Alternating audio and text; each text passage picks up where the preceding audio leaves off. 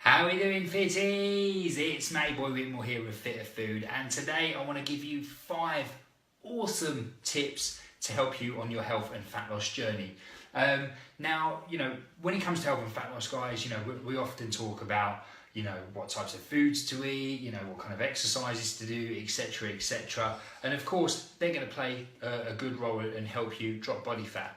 But I want to kind of just provide you with 5 really, really simple tips that you can implement almost immediately and with relative ease as well. So hopefully you get something out of these 5 tips, guys. Any questions at all about anything I've spoken about today, just comment below or hit us up on with a direct message and we'll do our best to help you out. So let's get into it. But I do want to apologise in advance for my NAF pen, which is running out. So I've kind of had to make the letters as thick as possible here so that you can at least faintly see them. But I think you can see them just enough to read them. So guys, let's get into this. So number 1, increase protein intake. Now, the benefits of protein go way beyond building muscle. You don't have to just eat more protein when you're trying to add some muscle to your frame. The benefits of protein include, like hair and skin health, supporting immune function, but when it comes to fat loss, it can increase the satiety of your meals. So often when we work with people, we get them to increase their protein intake, so it makes things a little bit more satiating, means it keeps them fuller and a little bit more satisfied for longer. In theory, make them less likely to reach for the biscuit jar, when they're at work and on a coffee break, whatever it may be. So really simple, just bring your protein intake up a little bit. So if before you were just having a breast of chicken, maybe have a breast and a quarter, a breast and a half, something like that. Really, really simple. Don't overthink it, but essentially just add more protein to your meal. That said, you might want to then reduce a little bit of something else. So maybe your carbs or your fats, you might want to reduce the portion of that a little bit, because chances are you may not need as much to feel full anyway because of the increased protein. There's also something called the thermal effect of food as well, TEF for short. And essentially what that is protein, generally creates more of a thermogenic effect in the body when the body is trying to digest it and break it down, etc. However, there are some people kind of touting protein as this miracle macro that burns loads more calories just to digest it compared to carbs and fat. It's still pretty small, so don't go thinking, if I just eat loads and loads of protein, I'm just going to be burning fat like nobody's business. So just putting that out there, don't be fooled by that. Number 2, I've put stop snacking, but what I actually really mean by this, and I didn't put it because I ran out of room, is stop mindlessly snacking. Because having a snack in between your 3 meals per day, let's assume you're having a breakfast, lunch and dinner, having snacks in between those meals isn't bad. Snacking isn't going to make you fat or whatever. However, we work with a lot of people that snack mindlessly. They're at work, they're a bit bored, they're a bit fed up, and they're just mindlessly snacking on biscuits, cakes, or even healthier foods such as nuts and seeds. The only problem with this is nuts and seeds are high in fat. That means they're going to be high in calories, and let's be honest, they can be quite moreish. It's easy to consume a lot. So in that sense, people think they're being healthy by eating, say, nuts and seeds or maybe some fruit, but they can easily start clocking up a serious amount of calories just from their snacks alone. Another kind of downside to mindlessly snacking is people are quite unaware of how much they're eating. So if you actually said, well, how many nuts have you had? They'll be like, I actually don't know. So that's just something to think about. If you are at work and you are bored, maybe step away from your desk a little bit, go for a little walk, make yourself a nice cup of tea or something like that.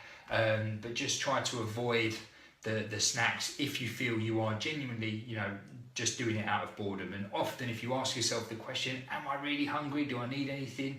A lot of the time the answer is no, because if you've had a sufficient breakfast, lunch, chances are you've got ample of nutrients and whatnot going on.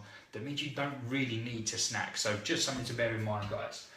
Number 3, be mindful of portion sizes. Now, sounds like a bit of an obvious one, because if you've got a fat loss goal, it makes sense to eat a little bit less, doesn't it? But the reason I've put that here is because often people pile their plates too high.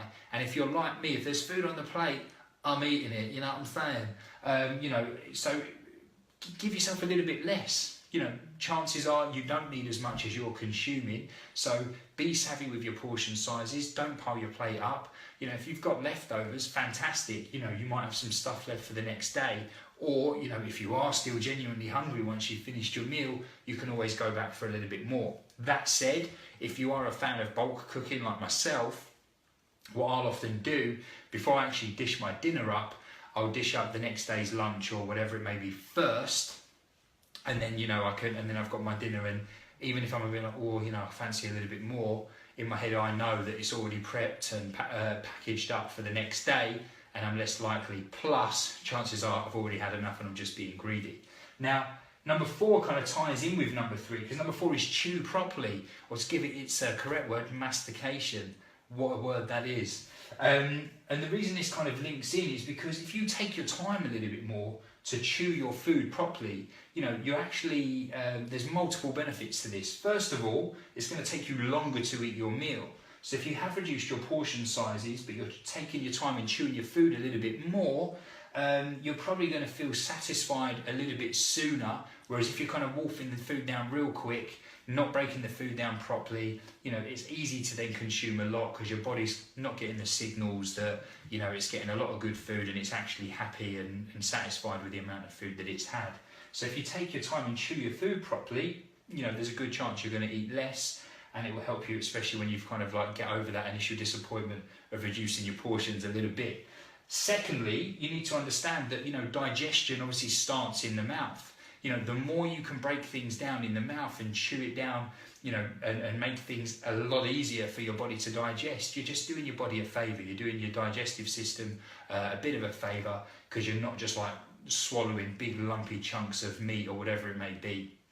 You know, so just take your time, chew your food properly, make your life a little bit easier to digest, and, you know, chances are you'll probably absorb a little bit more of the nutrients as well, just by, you know, taking your time and masticating. Last one, guys, and I've put this here, but it's certainly last but no means least, keep it simple. You know, as much as I love Instagram and as much as I love making my meals look nice and pretty, it doesn't need to be complicated. Keep your meals super, super simple, guys. You know, as long as you're getting some good quality protein in there, some good quality carbohydrates, some fats, and of course, plenty of vegetables. It doesn't need to look like a work of art. As long as it ticks all the boxes and, you know, above all, it tastes awesome, then we don't really need to worry too much, you know. So don't get into this thinking that, you know, it needs to be these really kind of complicated recipes with loads of ingredients and instructions. They don't. You know, keep it nice and simple. Our nutrition day to day is incredibly simple, you know, quite mind-blowingly simple. And that's exactly why we wrote our books, which are out now, by the way. You can check them out, Paleo Primer and Paleo Primer a Second Helping, Amazon, etc. That was just a blatant sales pitch there, but didn't plan it. I'm talking about recipes. We've done a recipe book, so it makes sense. So guys, there you have it, 5 really, really simple steps to kind of help you on your health and fat loss journey. Any questions at all, reach out, comment below, send us a message, whatever it may be. We are here to help you. But yeah, implement them and come back to us. Let us know how you're getting on, and we will see you again soon. See ya.